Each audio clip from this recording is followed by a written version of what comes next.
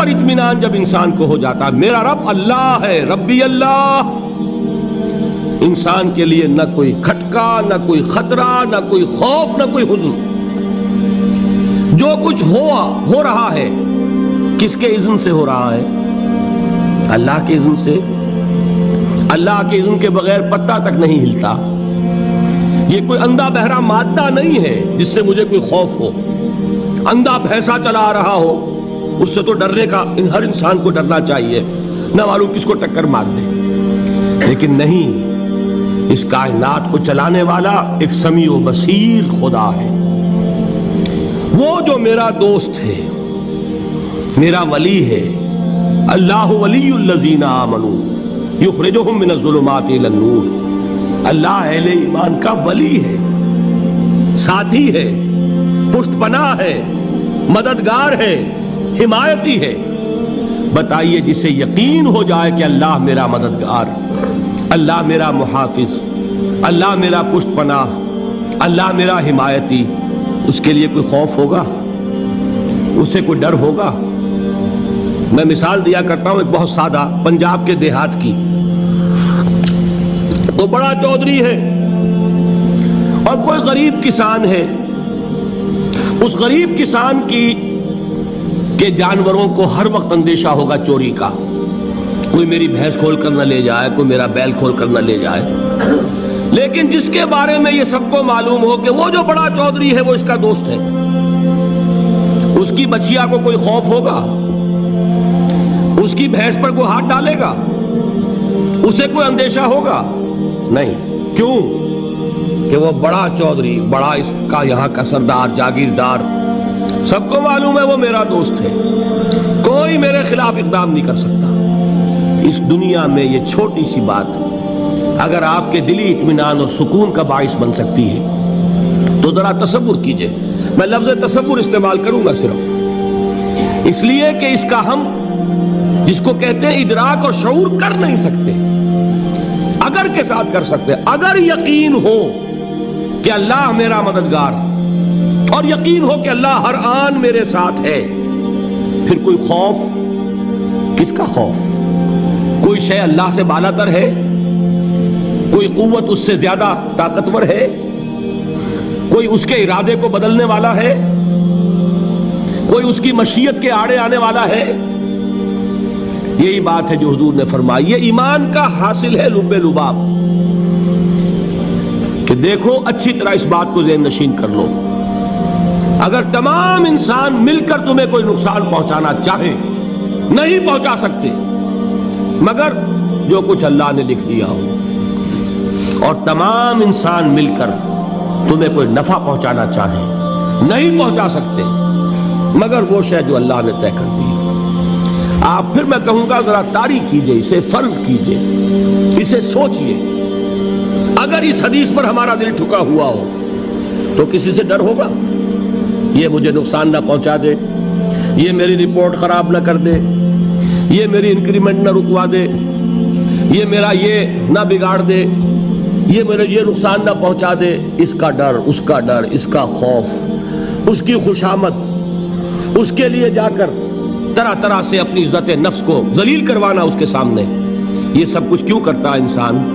جب سمجھتا ہے کہ اس کے ہاتھ میں میرا کوئی نفع ہے، اس کے ہاتھ میں میرے لیے کوئی ضرر ہے، یہ مجھے کوئی غضب پہنچا سکتا ہے، یہ مجھے کوئی نقصان پہنچا سکتا ہے، یہ میرا کوئی کام بنا سکتا ہے، یہ میری کوئی ضرورت پوری کر سکتا ہے، اسی کا نام شرک ہے۔ جہاں آپ نے یہ سمجھا کہ غیر اللہ کے اندر کوئی طاقت موجود ہے، وہی شرک ہے۔ بتوں سے تجھ کو امیدیں، خدا سے نومیدی، مجھے بتا تو صحیح اور کافری کیا ہے؟ شرک تو یہ ہے جس پر بھی تمہیں یہ خیال ہے، کلمہ ہے یہ کلمہ سوم، لا حول ولا قوت الا باللہ، ذرا اس پر دل کو کبھی اگر آپ تصور کریں، پھر فرض کریں، دل ٹھک جائے اس پر، کوئی طاقت نہیں۔ یہی بات تھی جو شیخ عبد القادر جیلانی رحمۃ اللہ علیہ نے اپنی وصیت میں اپنے بچے سے کہی۔ 11ویں دینے والے ہیں، لیکن حضرت شیخ عبد القادر جیلانی کی وصیت اور تعلیمات کو کتنے لوگ ہیں کہ جانتے ہو؟ یہ جن مقامات تک پہنچے ہیں وہ کس چیز کی بدولت پہنچے ہیں؟ انہوں نے جو پیغام دیا وہ کیا تھا؟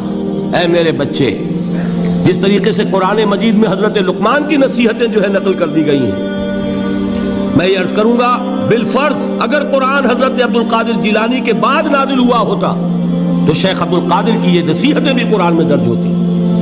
اتنی اونچی نصیحتیں ہیں. اے میرے بچے، اس حقیقت کو ذہن نشین کر لے، لا فاعل فی الحقیقت ولا مؤثر الا اللہ. اس کائنات میں نہ کوئی فاعل حقیقی ہے نہ مؤثر حقیقی ہے سوائے اللہ. کسی شے میں کوئی تاثیر نہیں اگر اللہ نہ چاہے.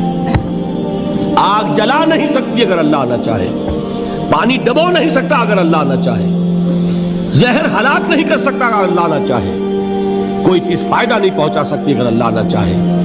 تو در در پہ کیوں سر جھکاتے ہو؟ در در پر کیوں جبیں سائی کرتے ہو؟ سب کے سامنے کیوں ہاتھ پھیلاتے ہو؟ ایک اللہ سے مانگو. ایک اللہ کے سامنے زمین پر اپنی جبین رکھو. لا فاعل فی الحقیقت ولا مؤثر الا اللہ. نظر آتا ہے ہمیں کہ پانی پیاس بجھا دیتا ہے. پیاس بجھانے کی صلاحیت پانی میں نہیں ہے، اللہ کے اذن سے. کھانا بھوک مٹا دیتا ہے. بھوک مٹانے کی صلاحیت کھانے میں نہیں ہے، اذن رب میں. دیکھیے یہی یقین تھا. حضرت موسیٰ علیہ السلام کا واقعہ یاد کیجئے. سامنے سمندر آ گیا ہے. قوم دیکھتی ہے پیچھے کہ گرد و غبار کا طوفان ہے. معلوم ہوا کہ فرعون اپنے لشکر سمیت آ گیا ہے. لشکر جب چلتا تھا تیز رفتاری کے ساتھ تو گرد و غبار کا جو طوفان اٹھتا تھا اس کا تصور کیجئے. اور لمحہ بلمحہ وہ قریب آ رہا ہے. پوری قوم نے کیا کہا ہے؟ اے موسیٰ انا لمدرکون. اے موسیٰ ہم کو پکڑے گئے. قرآن مجید نے تو یہاں وہ باتیں نہیں لکھی ہے، لیکن تورات میں یہ درج ہے کہ بنی اسرائیل جھگڑنے لگے، دست و گریبان ہو گئے موسیٰ کے ساتھ. موسیٰ ہمیں یہاں مروایا لا کر، اس سے تو ہم ہی بہتر تھے. وہاں کھانے کو ملتا تھا، زندگی تو تھی. بیگار ہم کر رہے تھے، موت تو نہیں تھی. اب جو کچھ ہوگا اس کا تصور کرو، جس طریقے سے ہمارے ٹکڑے اڑائے جائیں گے. تو لڑ رہے ہیں حضرت موسیٰ علیہ السلام سے. یہ تورات کی تفصیل ہے. قرآن میں صرف اتنا آیا ہے، پریشان ہو کر انہوں نے کہا انا لمدرکون. موسیٰ ہم تو پکڑے گئے. اس وقت موسیٰ کا جواب کیا ہے؟ کلا ان معی ربی سیہدین. نہیں، میرے ساتھ میرا رب ہے، وہ راستہ دے گا.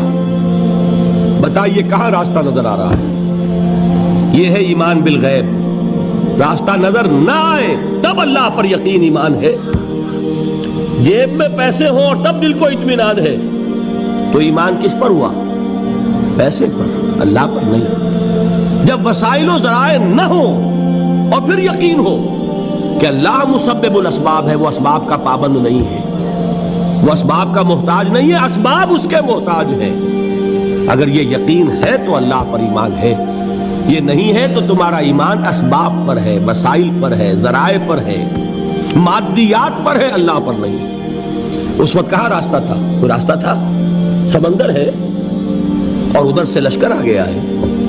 کلا ان معی ربی سیہدین. اب دیکھیے ایمان کہہ دینا آسان ہے، ہوا معکم اینما کنتم. جہاں کہیں بھی تم ہوتے ہو اللہ تمہارے ساتھ ہوتا ہے. لیکن اس کا یقین قائم ہو جائے تو زمین و آسمان کا فرق واقع ہو جائے.